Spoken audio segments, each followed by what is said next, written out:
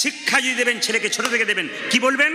আমি তো পশ্চিমবাংলার প্রত্যেকটি জেলায় যাই, রাজ্যে রাজ্যে যাই, বিদেশে পর্যন্ত যাবার আমার অফার আছে পরবর্তী ক্ষেত্রে। কিন্তু আপনাদের কাছে নিবেদন রইল, সব জায়গাতে বাড়িতে বাসা হলে বাচ্চাকে কোলে নিয়ে তার মাগুলো এসে বলে, একবার বলে দাও তো কি রাধে রাধে, হরে কৃষ্ণ, জয় নিতাই। কে বলে? বাচ্চাগুলো বলে। কেন?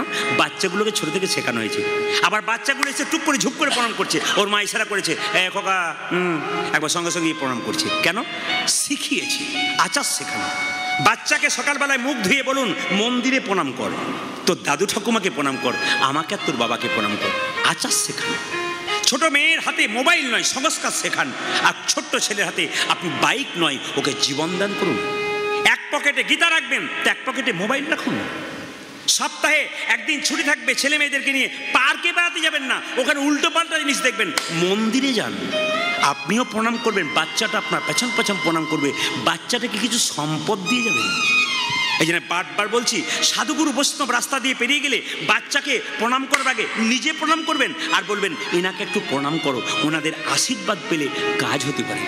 ইস্কন মন্দিরে শিল প্রভুপাদ যখন ছোট্ট বাচ্চা ছিল, কলকাতা ছেলে, তার বাবা চাকরি করতো, 10টা পর্যন্ত বসে থাকতো দরজাতে, তারপর অফিসে যেত। কোনো সাধুগুরু বৈষ্ণব পেরিয়ে গেলে বলতো, একবার আসুন। আরে কি হয়েছে বলবেন তো? আরে আসুন না। বলে কি হয়েছে? আমার ছেলের মাথায় একটু হাত দিয়ে বলে দিন যেন রাধারানীর কৃপা হয়। বৈষ্ণবরা আসতো আর ছেলের মাথায় হাত দিয়ে বলতো, তোমার ছেলের রাধারানীর কৃপা হোক। শিল প্রভুপাদ বৈষ্ণবের আশীর্বাদে এত বড় হল। আপনারা যারা মা হয়েছেন তারা কি চান না আমার ছেলে অনেক বড় হোক, অনেক বড় মানুষ হোক, অনেক বড় মহামানব হোক? সব মাইগুলো তো চাই। আপনার প্রণাম করান, মন্দিরে প্রণাম করান, সাধুগুরু বৈষ্ণবকে প্রণাম করান, শেখান। এগুলো না শেখালে কি শেখাবেন? গত পরশু যেখানে গাইছিলাম, একজন ভদ্রলোক এসে বললেন, প্রদীপ বাবু আমার ছেলের জন্য চিন্তা নাই। বলে কেন? 1 কোটি টাকা রেখে দিলাম ব্যাংকে, আমি মরে গেলেও চিন্তা নেই, এবার বসে বসে খাবে। বললাম, ছেলের জন্য 1 কোটি টাকা রাখলেন, ছেলেকে তৈরি করলেন কেমন? এইরকম না এইরকম? যদি এরকম তৈরি করেন, আপনার সাধ্য কাজ করাবে, বাড়িতে মন্দির করবে, সাধু সেবা দেবে, ভক্ত সেবা দেবে। আর যদি এইরকম তৈরি করেন, যা ছিল তা তো যাবে, আর আপনার সাধ্যে আরও সাধ্য করে নিতাই গোল হরিগোল করে দেবে। তাই সন্তানগুলোকে ভালো করুন, যেন ভবিষ্যতে কৃষ্ণ ভক্ত হতে পারে, বিবেকবান হতে পারে, ইঞ্জিনিয়ার হোক, ডাক্তার হোক, উচ্চশিক্ষায় শিক্ষিত হোক, অবশ্যই হোক, যেন কৃষ্ণ ভক্ত হতে পারে। আপনার শুনলে চমকে যাবেন, যে যেখানে বসে আছেন। আপনারা গেছেন কিনা জানি না, 10 বছর আগে আমার একটা শরীরে প্রবলেম হয়েছিল। আমি চেন্নাই অ্যাপেলো গিয়েছিলাম। তো যে ডাক্তারবাবুকে আমি দেখাচ্ছিলাম তিনি ছিলেন খ্রিস্টান ডাক্তার। তার টেবিলে দেখলাম যীশু খ্রিস্টের মূর্তি আর ফুলের মালা দিয়ে পরানো আছে টেবিলে। জিজ্ঞেস করলাম, ইনি? বলছে, উনিই তো আসল, আমি শুধু চিকিৎসা করি মাত্র। আমি যে বাঙালি ডাক্তারকে দেখাচ্ছিলাম তার বাড়িতে যখন গেলাম, তখন দেখছি ভোর 4টের সময় উঠে উনি মন্দিরে পুজো করছেন। এত বড় বড় ডাক্তার, যারা লন্ডন ফেরত, আমেরিকা ফেরত ডাক্তার, তারা শিখিয়ে দিচ্ছে, আমাদেরকে দেখে শেখো। যে মেয়েটা সুনিতা উইলিয়ামস কয়েকদিন আগে 9 মাসের জন্য চাঁদে গিয়েছিল, চিন্তা করেছেন উনি কে? ওনার ব্যাগের ভেতর একটা গণেশের মূর্তি, ওনার ব্যাগের ভেতর একটা গীতা ছিল। আপনারা নারী, উনিও নারী। চিন্তা করে দেখুন কত উন্নত মানের মেয়ে। সেই মেয়েটা বিজ্ঞানী, বিখ্যাত মেয়ে। সেই মেয়েটি কি করেছে না, ব্যাগের মধ্যে একটি গীতা রেখেছে আর ব্যাগের মধ্যে গণেশ রেখেছে। এরা শিখিয়ে দিচ্ছে। আমরা শুধু উঁচু দরের মানুষ নয়, উঁচু দরের মানুষ হবার আগে আমরা ভগবানকে সঙ্গে করে নিয়েছি। আপনার ছেলে মেয়েকে আপনি পূরণ করতে পারলেন না, আপনার ছেলে মেয়েকে সেই স্বাদ পূরণ করান। আপনার ছেলে মেয়েকে বড় করুন, কৃষ্ণ ভক্ত করুন, আপনার লাভ আছে। এই জন্য বারবার বলবো, বিখ্যাত বিজ্ঞানী আইনস্টাইন জীবনে কোনদিন মাছ মাংস খায় নাই। বিরাট কোহলি জীবনে মাছ মাংস খায় নাই। আর আমরা কি বলি, ছেলে যদি মাছ মাংস না খায় তবে গ্রোথ হবে না। আমাদের খুব একটা বাক্য হয়, গ্রোথ হবে না, শরীরের মনের পাওয়ার হবে না, মাংস মাছ খেতে হবে বলি না আমরা। বিরাট কোহলি কি খেয়েছিল? ব্যাটের উপর ব্যাট 6 মারছিল। বিখ্যাত বিজ্ঞানী আইনস্টাইন কি খেয়েছিল? সারা জীবন নিরামিষ খেয়েছিল। বিখ্যাত বিজ্ঞানী আইজ্যাক নিউটন ভগবান বিশ্বাস করতেন। যাকে আপনার টাকার উপরে যে ছবিটা দেখতে পাচ্ছেন তার নাম হচ্ছে মহাত্মা গান্ধী। তিনি ছিলেন এলাহাবাদ কোর্টের ব্যারিস্টার। সকালবেলায় ঘুম থেকে উঠে স্নান করে তিনি গীতা পড়তেন, গীতাকে মা বলতেন আর নিজের মাকে মা বলতেন। এবং গীতা পড়তে পড়তে তিনি শুধু একটা কথা বলতেন, প্রভু আমাকে সম্পদ দিও না, আমি তোমায় ভুলে যাব, আমাকে বিপদ দাও যেন আমি তোমায় মনে রাখতে পারি। এরা পৃথিবীতে এলো কেন? শিখিয়ে দিয়ে গেছে আমাদেরকে কি করে জীবনযাপন করতে হবে। আমরা শিখলাম না, আমরা পাশ্চাত্য শিক্ষাকে শিখলাম। নবদ্বীপ মায়াপুরে ইস্কন মন্দিরে ইংল্যান্ড আমেরিকা থেকে মানুষগুলো এসে হরে কৃষ্ণ বলতে পারে না, হরে কৃষ্ণ বলতে পারে না, হরে কৃষ্ণ লজ্জার ব্যাপার, ওরা বলতে পারে না তবু বলে, আমরা বলতে পারি তবু বলি না। আর কোন জায়গায় যাবেন আপনারা? নিজের ধর্মটাকে রক্ষা করুন। নোংরামি করে পাশ্চাত্য শিক্ষাকে গ্রহণ করে কাটা কাটা খাটো খাটো পোশাক পরে ধৈর্য না করে মাছ মাংস আনন্দ করে সংসারের মধ্যে থেকে সংসারটাকে জঙ্গল করে ফেলেছেন। পোলট্রির মুরগির ফার্মে গিয়ে দেখবেন এ ওকে ঠোকর মারছে, ওকে ঠোকর মারছে, যারা বেশি ডিম মাছ খাচ্ছে ওদের ঠোকর মারামারি হচ্ছে সংসারে, কেবল কোনো কাজ হচ্ছে না। কিন্তু আমি আপনাদের বলবো, যারা খান খান, কিন্তু যেদিন আপনাদের বাড়িতে নিরামিষ থাকে সেদিন ভগবানকে একটু প্রসাদ দিন। এমন কোনো হিন্দুর বাড়ি নাই যেখানে বৃহস্পতিবার নিরামিষ হয় না। জোরে বলুন হানা না। হাঁড়ি করা আলাদা করে সেদিন একটু ভোগ রান্না করে গোবিন্দের চরণে দিয়ে সবাইকে একটু করে প্রসাদ দিয়ে অন্যের সঙ্গে দিয়ে বলুন, আজকে প্রসাদ পাচ্ছিস তুলসী পাতা দিয়ে, আজকে গোবিন্দের প্রসাদ। বাচ্চা ছেলেটা লোককে বলতে পারবে, আমি সপ্তাহে একদিন প্রসাদ খাই, আমার মা আমাকে দেয়। আপনি দেবেন তবে তো খাবে, না দিলে আপনিই খান না, আপনার বাচ্চাকে দেবেন কি করে? আপনি খান, আপনার বাচ্চা খান। আমি আপনাদের বলবো, সাধুগুরু বৈষ্ণব যদি কোনো বস্ত্র আপনাকে দেয় না, খুব ভক্তি ভরে নেবেন। ওনাদের বস্ত্র স্পর্শ করলে ভক্তি জন্মায়। চোরের কাছ থেকে একটা কাপড় নেবেন, চুরি চুরি মনোভাব হয়ে যাবে, কিন্তু সাধুগুরু বৈষ্ণবের স্পর্শ করা জিনিস নিলে আপনার কৃপা হয়ে যায়। এই যে হরিনাম করছেন না, যারা বসে বসে শুনছে, সাধুগুরু বৈষ্ণবের কৃপা পেয়েছে। অনেকের মনে হয় বাড়ি যাই, রাত্রি 11টা বাজতে চললো, বাড়িতে অনেক সকালে কাজ আছে। সকালটা তোমার হবে কোনো গ্যারেন্টি আছে? তুমি যে ঘর ঘর ঘর ঘর করছো, মৃত্যুর সময় তো গলাটা তোমার ঘর ঘর ঘর ঘর ঘর ঘর ঘর করবে না, কি বলছেন? আপনারা শুনলে চমকে যাবেন, যে যেখানে বসে আছেন মন দিয়ে শুনে নিন মায়েরা। আজ এক ব্যক্তিকে আজ আমি গাড়িতে করে আসছিলাম, এরা সব টিফিন করতে গেছে, আমি গাড়িতে টিফিন করছি। আমার সামনেই একজন ব্যক্তিকে একবারে মাচাই করে নিয়ে আসা হলো। খুব একটা বেশি বয়স নয়, গত পরশু তারিখে সে বলেছে মেয়ের বাড়ি যাব, মেয়ের বাড়ি গিয়ে 4 দিন থাকবো, অনেকদিন থাকতে পাই নাই। পরশু তারিখে বলেছে, আর কালকে রাতেই তার আর মেয়ের বাড়ি যাওয়া হলো না, মেয়েই তার বাড়িতে এলো। কীর্তন শুনতে এসছেন, গ্যারান্টি নেই আপনি বাড়ি ফিরে যাবেন। রাত্রিবেলায় শোবেন, যদি চোখ খুললেন তবে সকাল হবে, চোখ না খুললে আপনার জীবনে পরকাল হবে। আস্তে আস্তে এর ফাঁকে একটা কথা বলে যাই, আপনার সংসারে আছেন যারা জল খাবেন, কিছু মনে করবেন না। বাগভট্ট ঋষি অষ্টাঙ্গিক হৃদয়ম বলে একটা বই আছে, তাতে বলেছে জল খেতে গেলে দাঁড়িয়ে জল কোনোদিন খাবেন না।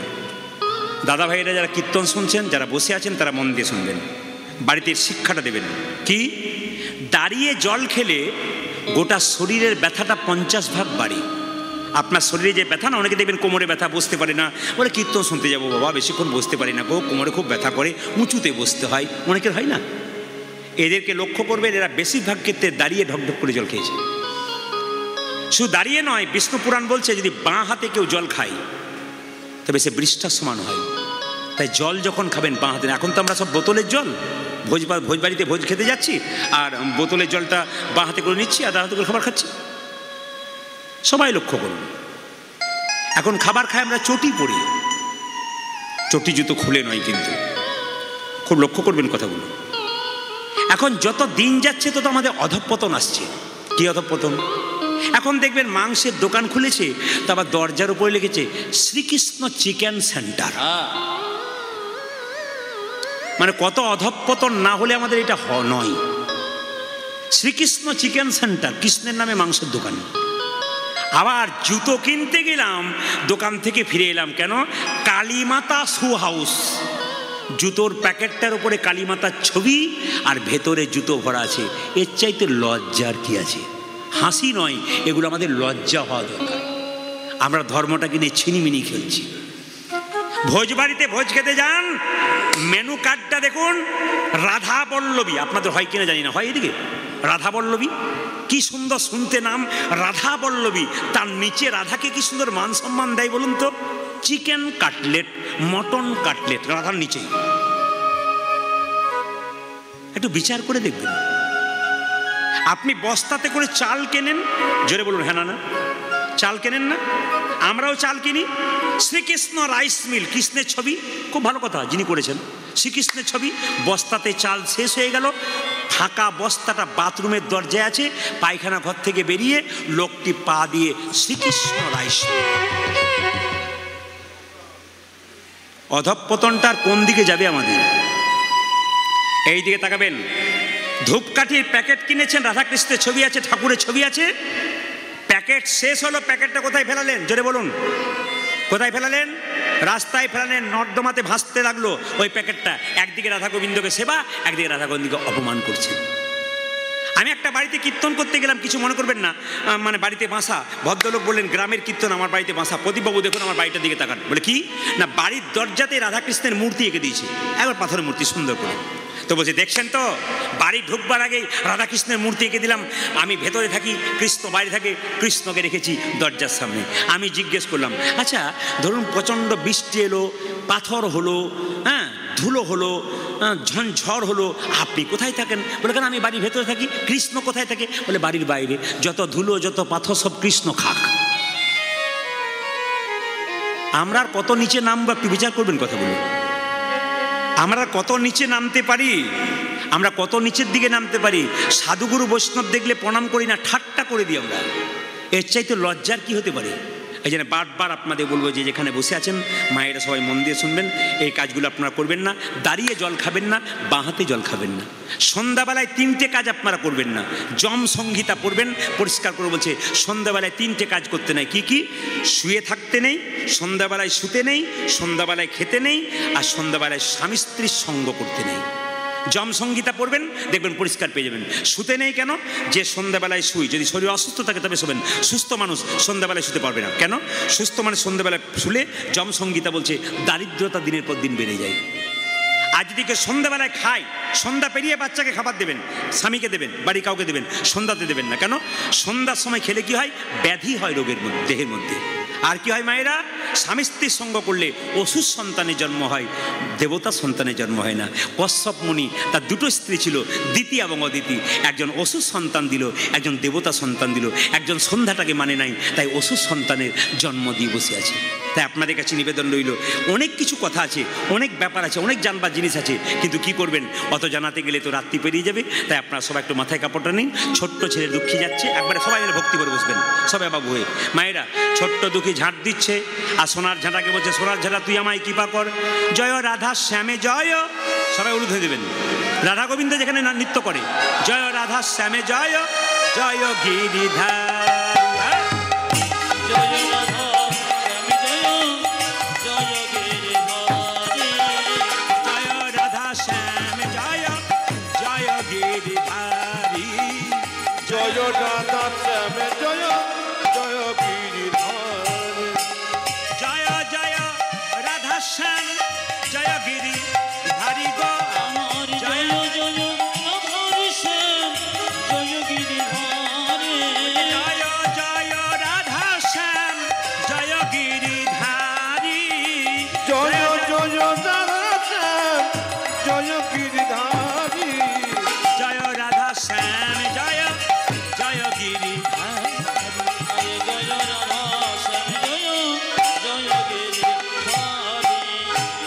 মন্দিরে ঝাঁট দিতে দিতে, সবাই তাকান, কুঞ্জ মন্দিরে ঝাঁট দিতে দিতে একটা সোনার নূপুর দেখতে পেয়েছি।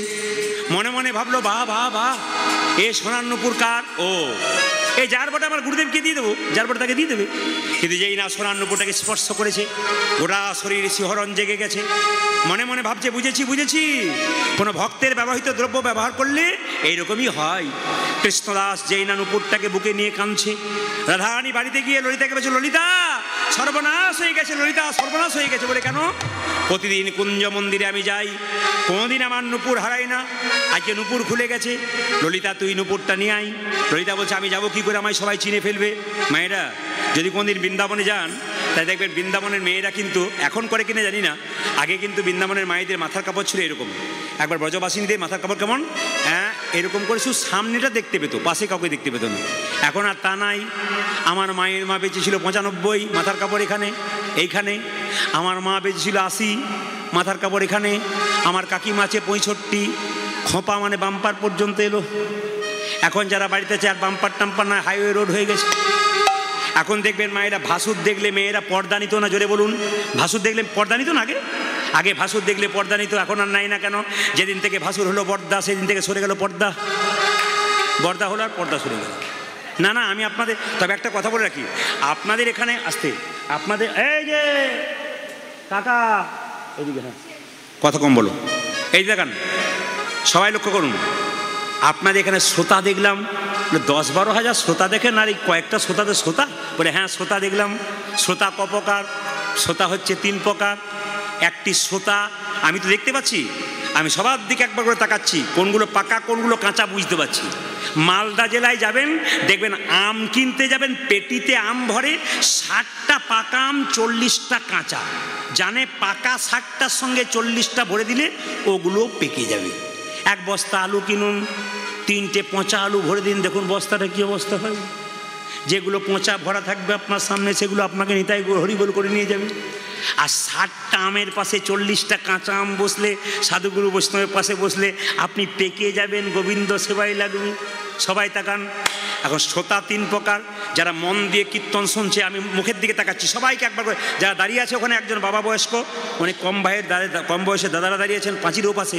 আমি দেখতে পাচ্ছি আপনারা যেমন শুরু থেকে বসে আছেন, ওনারা কিন্তু শুরু থেকে দাঁড়িয়ে আছেন। তার মানে কি, উনি দাঁড়িয়ে থাকতে পারেন কিন্তু কীর্তন হৃদয়ঙ্গম করছেন। আবার বাড়িতে কেউ শুয়ে আছে, উনি দেখবেন চুপচাপ মন দিয়ে কীর্তন শুনছেন। এখানে দেহ কারো বাড়িতে মন, কিন্তু কারো বাড়িতে দেহ কিন্তু মনটা আবার এখানে আছে, সে কৃপা আগে পেয়ে যাবে। সবাই লক্ষ্য করুন, শ্রোতা কারা? মন দিয়ে কীর্তন শোনে। আর সরতা কারা? ও তো গেল 3 জনকে নিয়ে গেল, হলো সরতা। আর সৌতা কারা? ইনি সৌতা কৃষ্ণ কেশব। এখানে আপনাদের 2-1টা আছে, না থাকা নয়। আমার চোখে ধরা পড়ে গেছে। আর যে ঘুমাচ্ছে সে ভাবছে বেটা খালি আমার দিকেই তাকাচ্ছে। না না, ফাঁকিবাজ ছেলে। আচ্ছা মায়েরা কিছু মনে করবেন না, এবার রাখি নাকি? এবার রাখি, 11টা বাইতে চলো। আবার কি, আমি তো বিশ্বজিৎ বাবুকে বলে দিয়েছি যে আমার তো রিল 2.5 ঘন্টা থেকে 3 ঘন্টা। আবার তাও আপনারা উঠছেন না, উঠলে তাও পারা যায়, আরও হোক। তাহলে এক কাজ করুন, যে যতটুকু হয়েছে বিশ্বজিৎ বাবু দিয়েছে, এরপরে যতটুকু হবে আপনারা দেবেন। না না, যেরকম রাধারানী কি শ্যামসুন্দর কি একটু বলে নি। আমি আসতে ঝাড়খণ্ড জায়গায় নাম শুনেছেন তো? আগে যে ইউটিউবে আমাকে এখন দেখতে পাচ্ছেন, আমি আগে ইউটিউবে ছিলাম না, আমি ঝাড়খণ্ডে থাকতাম, প্রচুর গান করতাম ঝাড়খণ্ডে। আমি মুর্শিদাবাদ নদিয়াতে প্রচুর গান করেছি। কিন্তু ঝাড়খণ্ডে একটা জায়গাতে আমি রামনবমীর সময় যেতাম। ওখানকার মেয়েরা মানে রামনবমীর দিনে লাল পেরে সাদা শাড়ি পরে নদী থেকে জল এনে সিঁদুরের কৌটো নিয়ে একটা পতাকা নিয়ে হনুমানজির চরণে দিতেন, আর খুব আনন্দ করতেন। ওখানে পরপর 7 বছর আমি গিয়েছিলাম। এখন ইউটিউবে এই বেরোনোর পর থেকে এখন প্রতিটি জেলায় জেলায় রাজ্যে রাজ্যে যাওয়ার পরে ওদের অধিকার যাওয়া হয় না। তো শেষ বছর যে বছর গেলাম, কমিটি বলছে দাদা দাদা মাথা চুলকিও না, শোনো ভালো করে। বলে দাদা কি? না দাদা বলছিলাম কি, এবছর কিন্তু একজন রামায়ণ পাঠক এনেছি, 80 বছর বয়স। আচ্ছা, আমি বললাম যেখানে দেখিবে ছাই, উড়াইয়া দেখো তাই, পাইলেও পাইতে পারো অমূল্য রতন।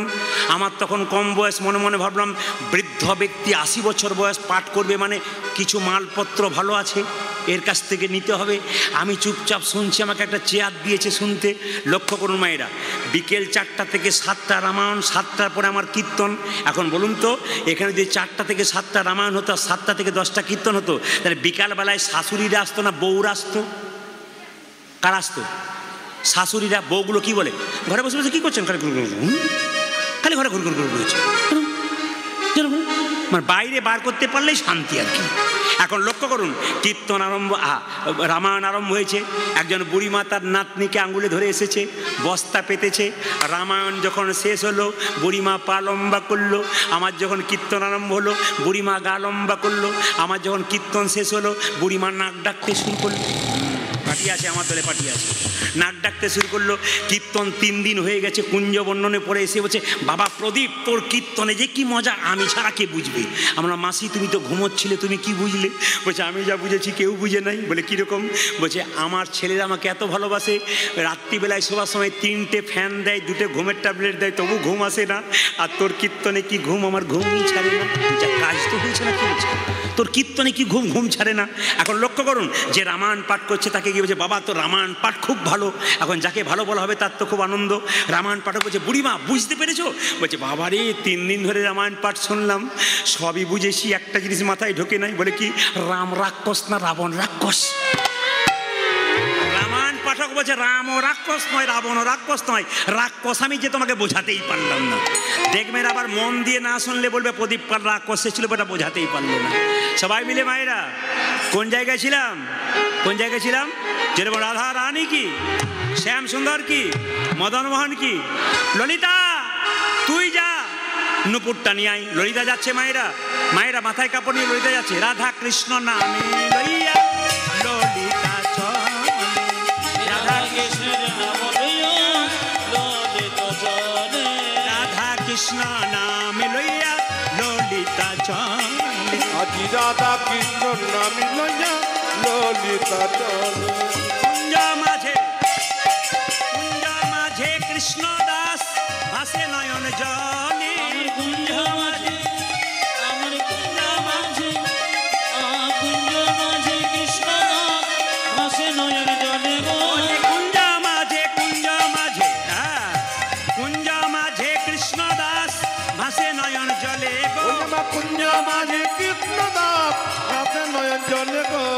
রাধা কৃষ্ণ নাম লইয়া ললিতা চড়ি বল, রাধা কৃষ্ণ নাম লইয়া ললিতা চড়ি, রাধা কৃষ্ণ নাম লইয়া ললিতা চলে, রাধা কৃষ্ণ নাম লইয়া ললিতা চলে। সবাইকে বললাম মাথায় কাপড় নিতে কেন, এই জায়গাটা মন দিয়ে শুনে নেবেন। কৃষ্ণদাস যখন, শুনবেন ভালো করে, কৃষ্ণদাস যখন নুপুরটাকে হাতে নিয়ে কাঁদছে, ললিতা জিজ্ঞেস করছে, বাবাজি आपको एक नुपुर मिला है? सबाई सुनबेन वृंदावनी भाषा, आपको एक नुपुर मिला है? बाबाजी बोलছে नुपुर तो मिला है। ललिता बोलছে ओ नुपुर मेरा है, मुझे दे दीजिए। ওই নুপুর আমার, তুমি আমাকে দিয়ে দাও। যেই না বলেছে নুপুর আমার, আমাকে দিয়ে দাও, কৃষ্ণদাস বড় চালাক। ললিতার 2টো পায়ের দিকে তাকিয়েছে, দেখছে 2টো পায়ে নুপুর রয়েছে। বলছে তোমার যদি নুপুর হবে তাহলে তোমার 2টো পায়ে 2টো নুপুর এলো কোথা থেকে? ললিতা ঘাগরা দিয়ে তাড়াতাড়ি ছাকা দিচ্ছে নুপুরগুলোকে। কৃষ্ণদাস বলছে ছুপালো जितना भी छुपालो পাকার গাই হে তুম, যতই তুমি লুকাবার চেষ্টা করো ধরা পড়ে গেছো। ললিতা তখন চালাকি করে বলছে, বাবাজি ও নুপুর মেরে নাহি হ্যাঁ, ও নুপুর মেরে সেহেলি কে লিয়ে হ্যাঁ, আমার বান্ধবীর বটে। বলুন তো মায়েরা নুপুরটা কার হতে পারে?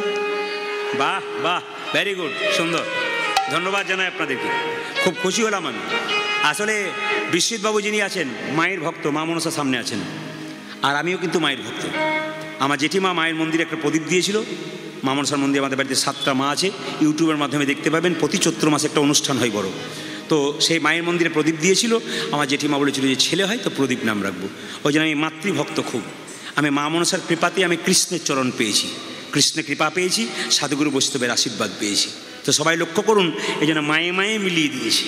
উনিও মা ভক্ত, আমিও মা ভক্ত, হয়েও গেছে, তাকে মিলে গেল আর কি। সবার কাছে লক্ষ্য করুন, কৃষ্ণদাস যেই না বলছে তাহলে বলছে মেরে সেহেলিকে লিয়ে হ্যাঁ, কে বলছে? ললিতা বলছে আমার বান্ধবী বটে। বলছে যার নুপুর তুমি তাকে পাঠিয়ে দাও। কৃষ্ণদাস কত চালাক দেখুন, যার নুপুর তাকে পাঠিয়ে দাও। সবাই তাকান।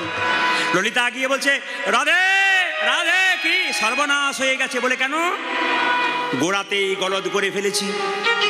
আমি বললাম নুপুরটা আমার, ও বড় চালাক, আমার পায়ের দিকে তাকিয়েছে, 2টো নুপুর দেখে বললো নুপুর যার তাকে পাঠিয়ে দাও। আমি বললাম আমার বান্ধবী বলে ওকে পাঠিয়ে দাও। রাধাই বলছে আমি যাবো না, না গেলে তুই পাবিও না।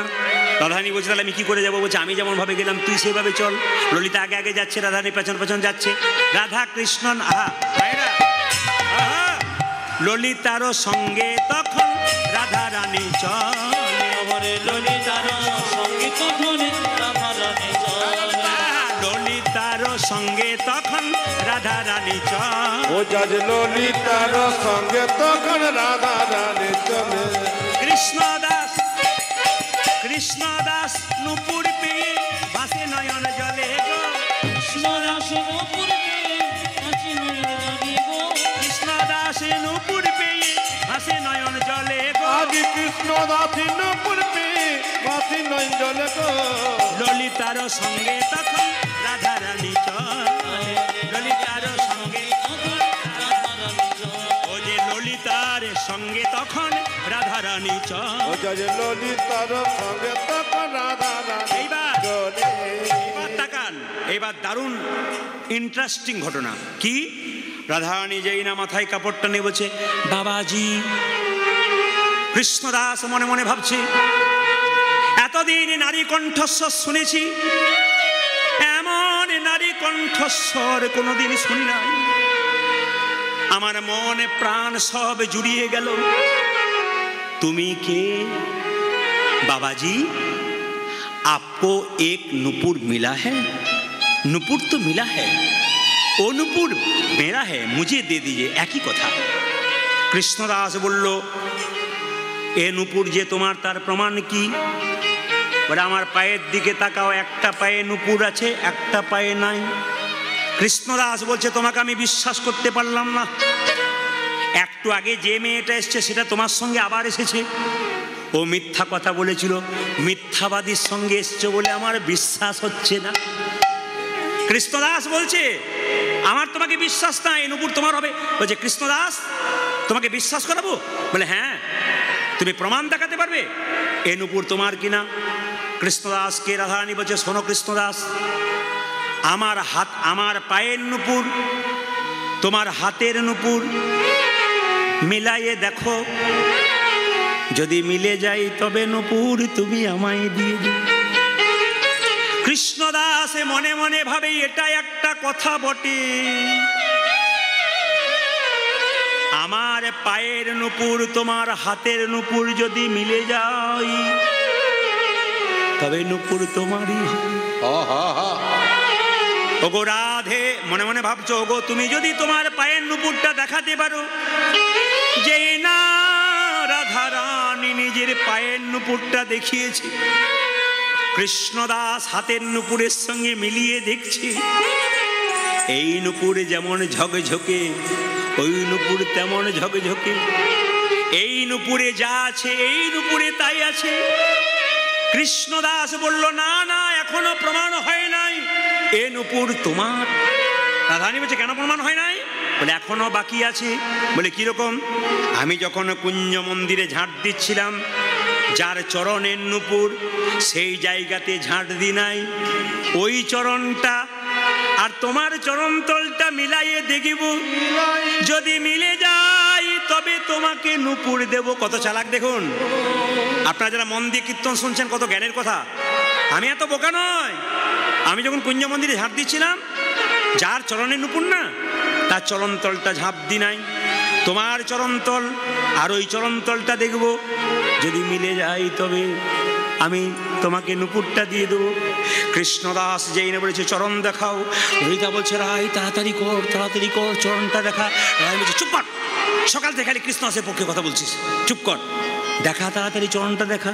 যেই না চরণটা দেখিয়েছে, ওই চরণে যা চিহ্ন ওই চরণে তাই চিহ্ন। মনে মনে ভাবলো রাধে,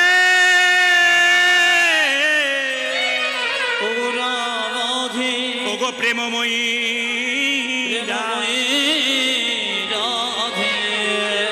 এ নুপুর তোমার বটে, এ নুপুরে মিলে গেছি,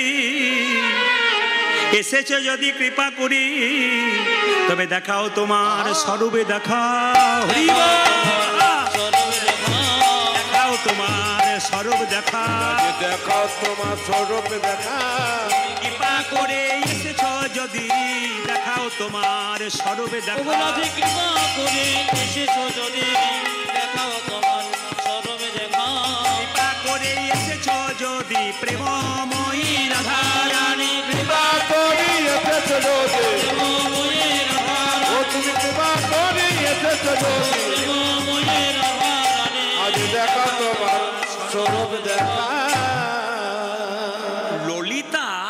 এই দেন, ললিতা কানে কানে বলছে কৃষ্ণকে তো খুব ঠকাস, এবার কৃষ্ণদাসকে ঠকা, তাড়াতাড়ি দেখা নইলে ধরা পড়ে যাবি আরো।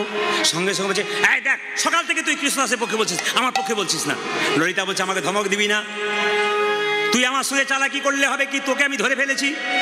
তুই প্রতিদিন কুঞ্জ মন্দিরে নৃত্য করতে আসিস গোবিন্দের সঙ্গে, কোনোদিন তোর নুপুর খুলে না, আজকে তোর নুপুর খুললো কেন? কৃষ্ণদাসকে কৃপা করবে বলে, শ্রীদাসকে কৃপা করিবে বলে, দাসকে কৃপা করবে বলে, কৃষ্ণ দাসকে কৃপা করবে বলে, তাই তো তোর নুপুর খুলে দাসকে কৃপা করবে বলে, তাই তো তোর নপুর খুলে, দাসকে কৃপা করবে বলে, তাই তো তোর কৃষ্ণ দাসকে কৃপা করবে বলে, তাই তো তোর নপুর কৃষ্ণ দাসকে কৃপা করবে বলে। মায়েরা যে জন কৃষ্ণ ভজে সে বড়, জোরে বলুন।